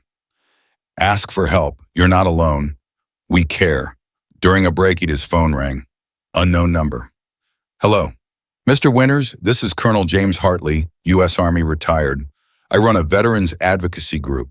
After seeing your interview this morning, we've received 400 calls from veterans needing help. 400 in 3 hours. John felt dizzy. 400. Your story opened the floodgates. Veterans who've been suffering in silence are finally reaching out. We're overwhelmed, but it's a good overwhelmed. What do you need from me? Keep doing what you're doing. Keep telling your story. Every time you speak more, veterans find the courage to ask for help. After he hung up, John sat in silence. 400 people, he said to no one in particular. 400 people who might have died alone, Sarge said, but won't, because of you. Outside, the construction crew was finishing the roof. True to their word, it was done by noon. New shingles, new gutters, structurally sound for the first time in 6 years.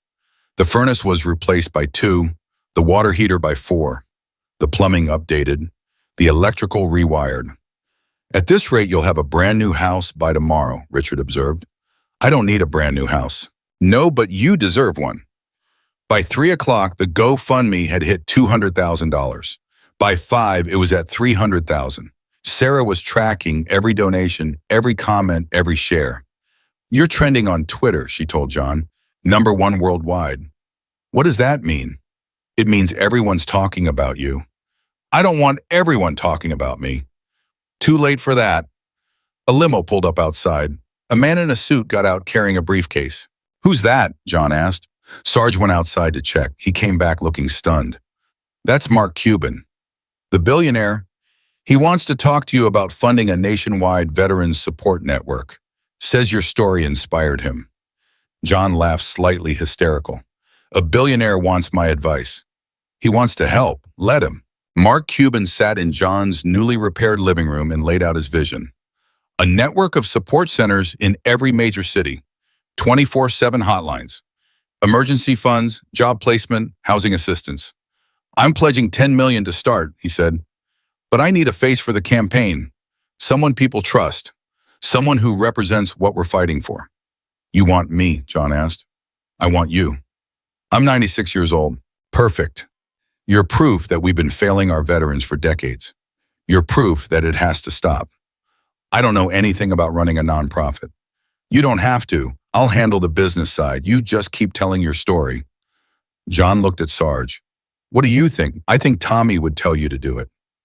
That settled it. Okay, John said, I'm in. Mark Cuban smiled and pulled out a contract.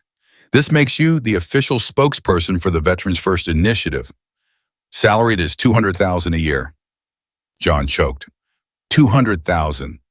For appearances, interviews, speaking engagements. You'll earn every penny. I've never made more than $40,000 in my life. You're about to. After Mark left, John sat on his new couch in his repaired living room and tried to process the last 24 hours. Yesterday, he was trying to sell his medals for groceries. Today, he was a millionaire spokesman for a veterans initiative, invited to the White House trending worldwide. "This can't be real," he said. "It's real," Richard assured him. "I'm watching it happen, and I still don't believe it." Sarge's phone rang. He answered, listened, then his face went pale. "Turn on the news," he said, "any channel." Sarah grabbed the remote. Every station was showing the same thing. The VA secretary had resigned. Following the John Winters story, the news anchor was saying, "The VA secretary has stepped down, citing failure to protect vulnerable veterans. The president has announced a complete overhaul of the benefits system." John stared at the screen, unable to speak. One story, one pawn shop, one Facebook post, and the entire system was changing.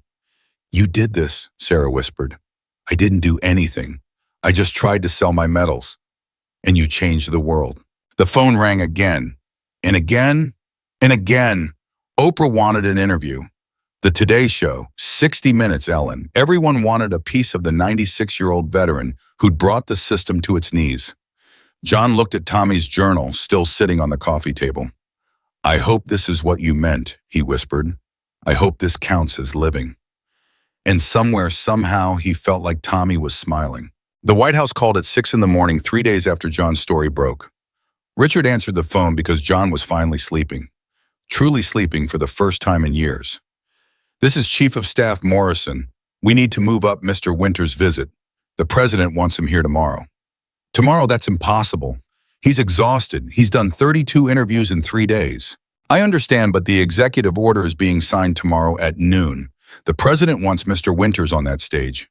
This is his moment." Richard looked at his father, still asleep in the hospital bed. The old man looked peaceful. Younger somehow. The constant worry had lifted from his face. "I'll ask him when he wakes up." "There's a private jet waiting at the municipal airport. Wheels up at 10 a.m. I strongly suggest he's on it." After Richard hung up, he sat beside his father's bed and waited. John woke an hour later, blinking against the morning light streaming through new windows. "What time is it?" 7. The White House called. John groaned. "What do they want now?" "You tomorrow. They're signing the executive order and they want you there." "Tomorrow? I haven't even packed." "We'll pack for you, but Dad, you need to decide if you're really up for this." John pushed himself upright. His body ached from 3 days of constant movement and stress. But his mind was clearer than it had been in months. "I'm going. Tommy's journal said I should live. This is living." Sarah arrived 30 minutes later with clothes she'd bought using GoFundMe money. A new suit, new shoes, everything tailored to fit John's thin frame. "Try these on," she said, laying everything on the bed. John looked at the price tags and nearly fainted. "This suit costs $2,000. You're meeting the president. You're not wearing something from Walmart. I've never owned anything this expensive. Get used to it. You're a spokesman now. Image matters." While John changed, Sarge gathered the bikers for a meeting outside. "We've got a problem," he said quietly. "Death threats." Maria's face went hard. "Against John? 3 so far, all anonymous, all claiming he's a fraud using the system for attention. Are they credible? FBI's investigating, but we're not taking chances. 6 of us are going to Washington with him, full security detail." "I'm going too," Keith Brennan said. The Marine veteran who'd confronted them that first day had become one of John's most devoted protectors. "Good. We need all the eyes we can get." Inside, John was struggling with his tie. Richard stepped in to help. "Here, let me." Their hands touched briefly as Richard adjusted the knot. It was the first physical contact they'd had since the hug that first night. "Thank you," John said quietly. "For what?" "Staying. I thought you'd leave once the cameras went away." "The cameras haven't gone away." "You know what I mean?" Richard finished the tie and stepped back. "I'm not leaving, Dad. Not again, I promise." "People break promises." "Not this one. I swear on Mom's grave." John's eyes filled with tears. "Don't make promises you can't keep." "I'm not. I quit my job." "What?" "Yesterday I quit. I'm moving back to Denton. I'm going to help you with all this, the foundation, the interviews, everything. You had a good job, a life. I had a hollow existence. This matters. You matter. Mom would want me here." John pulled his son into a hug, both men crying again. Sarah knocked gently. I hate to interrupt, but the car's here.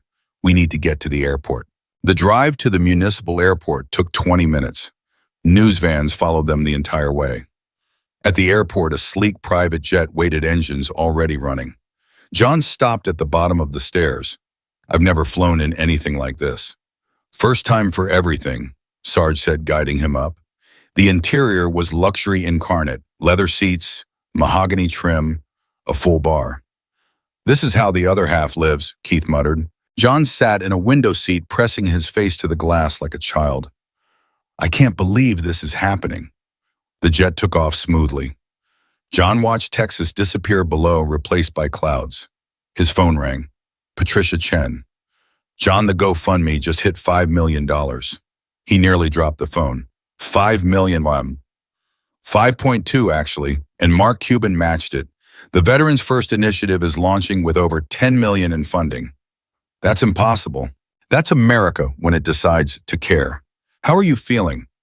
Terrified, grateful, overwhelmed. That's normal. Call me after the signing. I want an exclusive interview. After she hung up, John stared out the window, trying to process everything. You okay? Richard asked. No, but I'm getting used to not being okay. 2 hours later, they landed in Washington. 3 black SUVs waited on the tarmac. Secret Service, Sarge explained. You're considered a VIP now. The motorcade drove through DC sirens, clearing traffic. John watched the monuments pass by. The Lincoln Memorial, the Washington Monument, the Capitol Building. I was here once before, he said. 1946, Victory Parade. I was 20 years old and I thought I owned the world. How does it feel now? Like I'm 20 again, in 96, in every age in between. They pulled up to a hotel, not just any hotel. The Willard Intercontinental. President, stay here, the driver said. You're in the Lincoln Suite. The suite was bigger than John's entire house. A bedroom, a living room, a dining room, marble bathrooms. John stood in the middle of it all, turning slowly. This is too much. Get comfortable with too much, Sarge advised. This is your life now. A knock at the door. Secret Service entered first, then a woman in a sharp pantsuit. Mr. Winters, I'm Jennifer Ross, White House Deputy Communications Director. We need to prep you for tomorrow. Prep me how? The president will make a speech. You'll stand beside him. When he signs the executive order, you'll be in the shot. After, you'll say a few words. 3 minutes maximum. What do I say? Whatever's in your heart, but keep it focused. Thank the president. Thank the American people. Talk about the need for change. I'm not a speechwriter. You don't need to be. Just be honest. That's what got you here. They rehearsed for 2 hours. John stumbled through his words, nervous and uncertain. Jennifer remained patient. You're overthinking it. Tomorrow, just speak from the heart. That evening, Richard ordered room service, steaks, lobster. John stared at his plate. I haven't eaten like this since my wedding. Enjoy it. I feel guilty. Why? Because there are veterans out there eating out of trash cans while I'm in a suite eating lobster.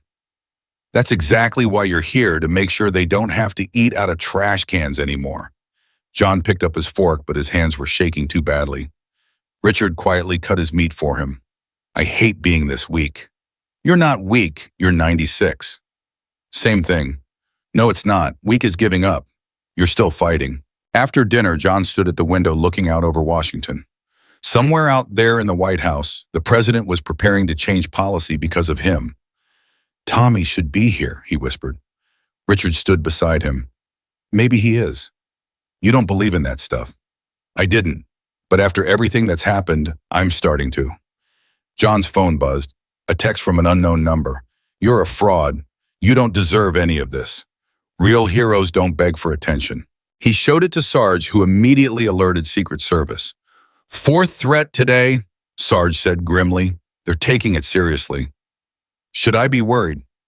We're worried for you, You just focus on tomorrow. But John couldn't sleep that night.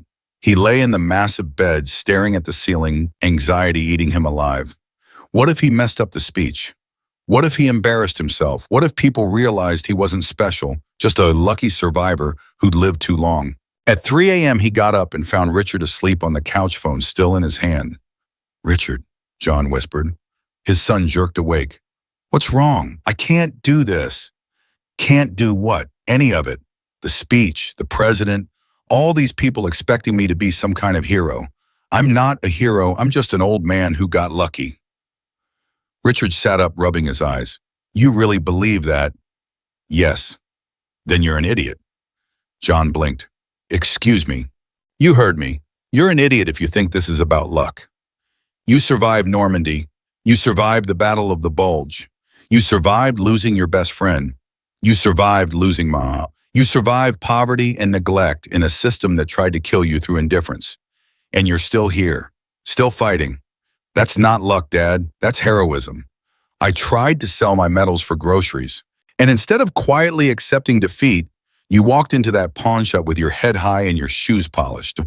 You maintained your dignity even when the world took everything else. That's heroism too." John sat down heavily. "I'm scared." "Good. Brave people are always scared. They just do it anyway." "What if I let everyone down?" "You won't. You know why? Because you care too much. And caring is the opposite of letting people down." They sat in silence for a while, father and son both afraid of tomorrow, in different ways. "I'm glad you came back," John said finally.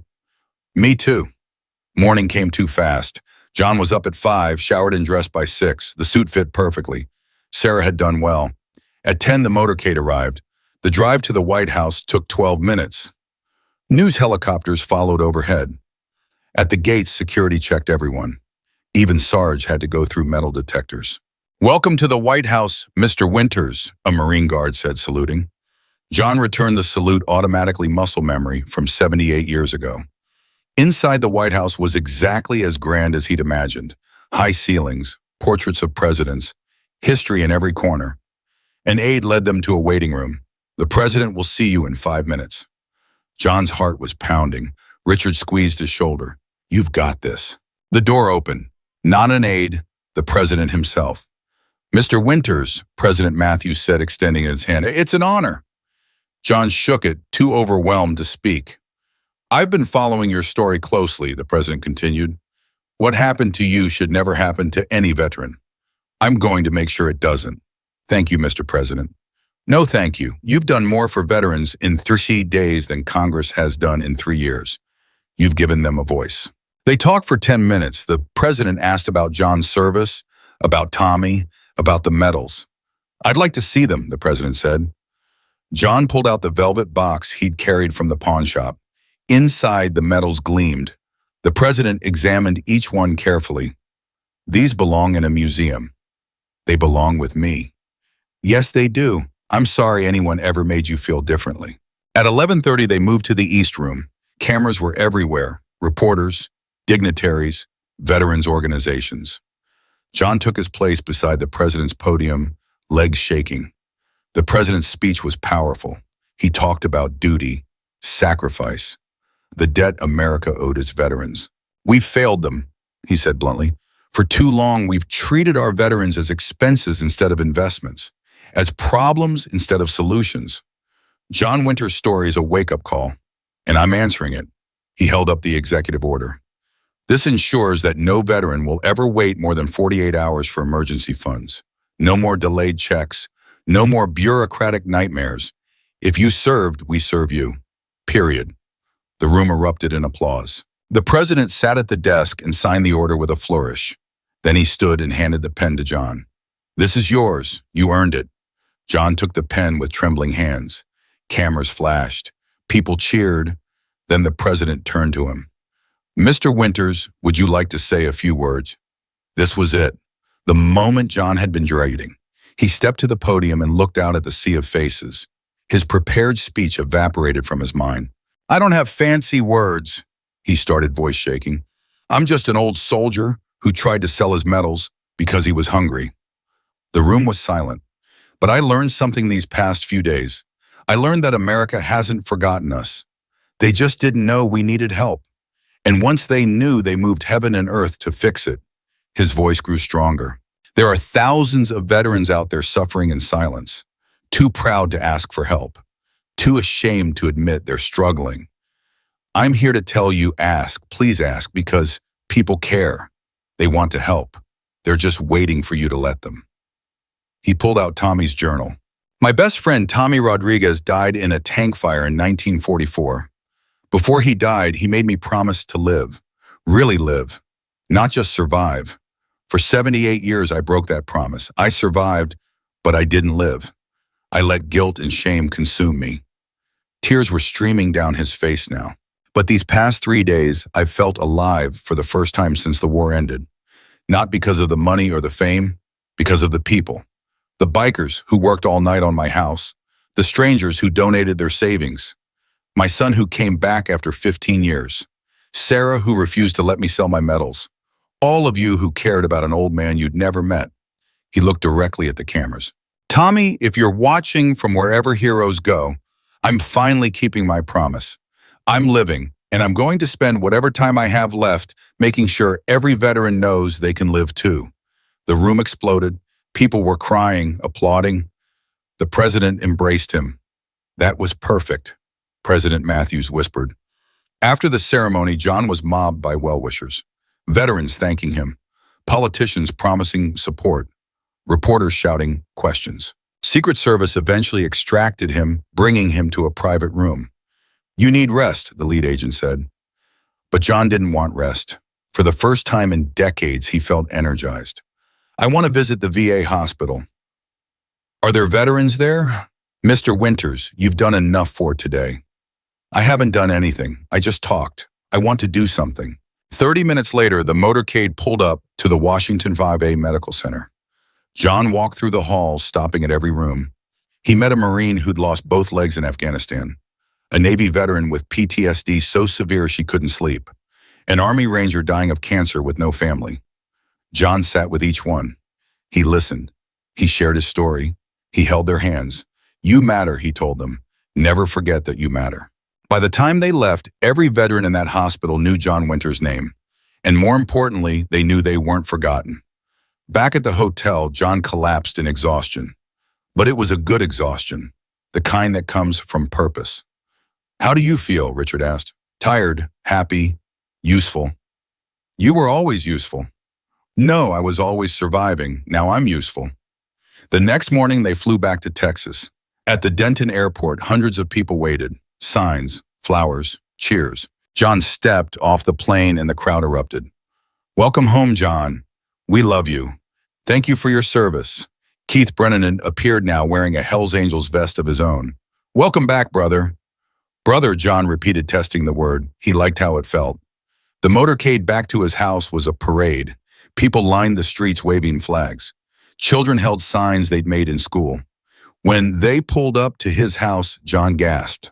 It wasn't just repaired, it was transformed. New siding, fresh paint, a ramp for accessibility, solar panels on the new roof. The bikers kept working, Sarge explained. We figured you deserved a real homecoming. Inside, the changes were even more dramatic. New furniture, updated kitchen, bathrooms renovated. Photos of John's service hung on freshly painted walls. And in the living room, a glass case containing Tommy's journal, positioned where John could see it every day. So you never forget to live, Maria said softly. John stood in his transformed home, surrounded by bikers and family and friends, and finally let himself believe it. This was real. The help was real. The love was real. He wasn't alone anymore. Sarah pulled out her laptop. The Veterans First Initiative officially launches next week. They want you at the ribbon cutting. How many centers are we opening? 50 in 50 cities, all because of you. Not because of me, because people decided to care. Same thing, Richard said. Over the next weeks, John's life became a whirlwind. Interviews, speaking engagements, veterans events. But he never complained. This was his purpose now. The GoFundMe eventually topped $8 million. Every penny went to veterans' causes. John kept only what he needed to live comfortably. The rest he gave away. Tommy would approve, he'd say whenever someone questioned his generosity. 6 months after that day in the pawn shop, John stood at the opening of the Dallas Veterans First Initiative Center. It was a beautiful facility. Medical care, job training, emergency housing, everything a struggling veteran might need. Mr. Winters want to cut the ribbon, the mayor asked. John looked at the scissors, then at the crowd of veterans gathered to see the center. No, he said. Let them do it. He handed the scissors to a homeless veteran he'd met that morning, a young woman who'd served in Iraq and come home to nothing. This is for all of us, John told her, not just me.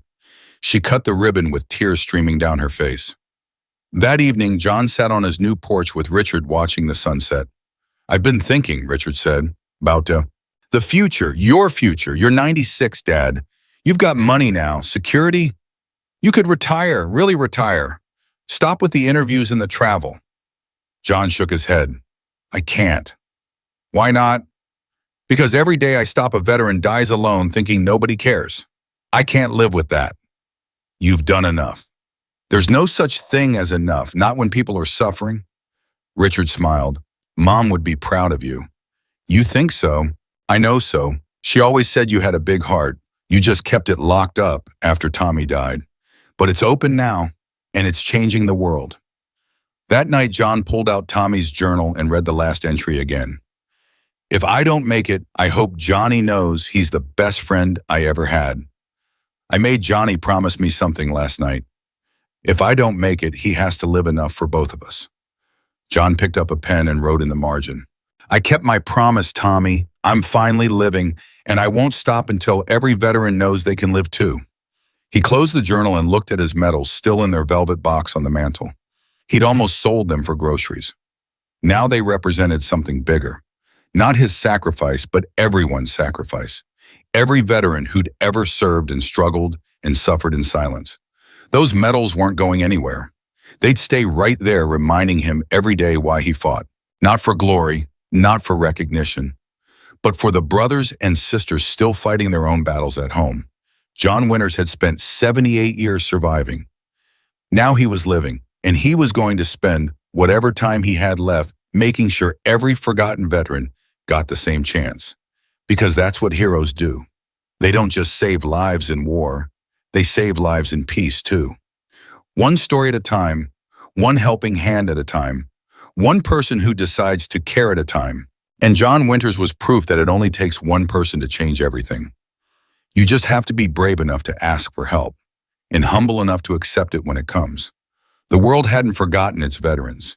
It just needed someone to remind them why they mattered. And John had done exactly that. Not by being perfect, not by being superhuman, but by being honest about his struggle and giving others permission to be honest about theirs. In the end, that was the real miracle. Not the money or the fame or the presidential recognition, but the permission to be human, to struggle, to need help, and to accept it without shame. John Winters walked into a pawn shop trying to sell his medals for groceries. He walked out having changed the entire country, and he did it by doing the hardest thing any soldier ever has to do, admitting he couldn't fight alone anymore.